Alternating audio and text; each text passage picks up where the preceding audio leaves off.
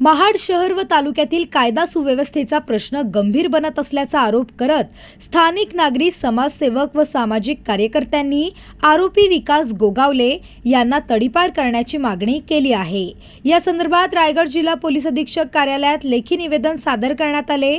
निवेदनात नमूद करण्यात आले आहे की विकास गोगावले यांच्यावर महाड शहर व परिसरातील विविध पोलीस ठाण्यात गंभीर स्वरूपाचे गुन्हे दाखल आहेत।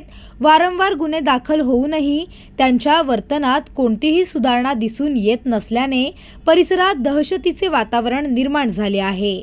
त्यांच्या कृत्यांमुळे सर्वसामान्य नागरिकांमध्ये भीती पसरली असून सार्वजनिक शांतता व सुव्यवस्थेला धोका निर्माण होत असल्याचा आरोप करण्यात आला आहे।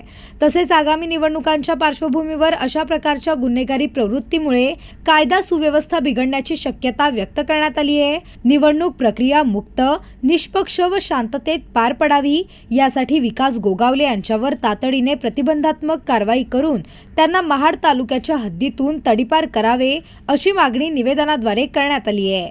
भारतीय न्याय संहिता, महाराष्ट्र पोलीस अधिनियम तसेच इतर लागू कायद्यातील तरतुदीनुसार कठोर कारवाई करावी अशी अपेक्षा निवेदनकर्त्यांनी व्यक्त केली आहे। या निवेदनावर पोलीस प्रशासन कोणती कारवाई करते याकडे सर्वसामान्य नागरिकांचे लक्ष लागले आहे।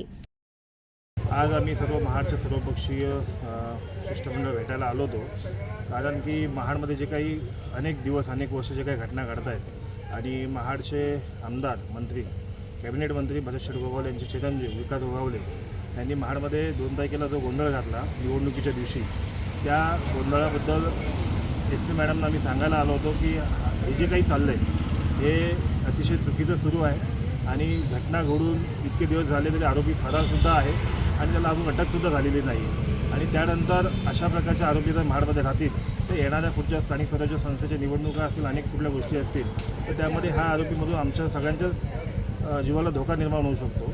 तर अशा आरोपीला इथून जिल्ह्यातून तडीपार करावं अशी सर्वांची मागणी आहे, म्हणून आम्ही या ठिकाणी आलो होतो।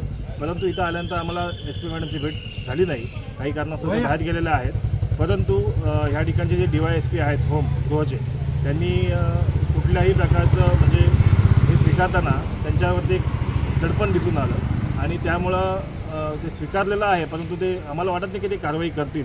त्यामुळं जर का 8 दिवसात त्यांनी हे जर का कारवाई याच्यावरती केली नाही, तडीपाराची कारवाई असेल आणि कुठल्या त्यांच्या कायदेशीर प्रक्रिया राबवल्या नाहीत तर माननीय उच्च न्यायालयात जाण्याशिवाय आमच्याकडे पर्याय नाही आहे आणि जर कारवाई झाली नाही तर आम्ही उच्च न्यायालयात जाणार आहोत।